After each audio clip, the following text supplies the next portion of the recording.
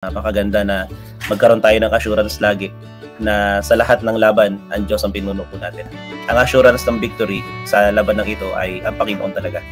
At kung tayo bilang mga nilalang ay lagi nating maalala na sa lahat ng ating hinaharap, ay Diyos ay nasa panig natin, Diyos ang nangunguna sa atin. Wala tayong dahilan para pumatakot.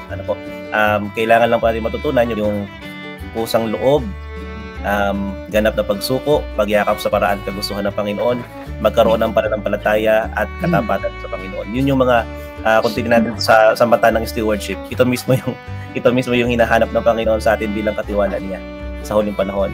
Much more dahil tayo po pare-parehong humaharap sa malaking tunggalian na ito. Yun din po yung hinahanap ng Panginoon po sa atin. Hindi ko siya pinapangunahan sa mga paraan niya.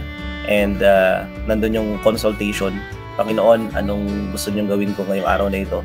Panginoon, nandito yung problema na to, ano pang gusto niyong gawin ko?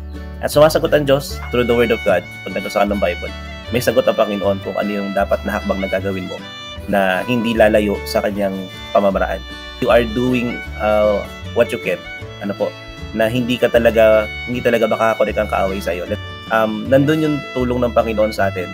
Pero with our cooperation sa Panginoon, ihanda rin natin yung sarili natin na talagang susuko tayo sa Panginoon at hindi magiging mahirap sa ating sumuko sa Panginoon.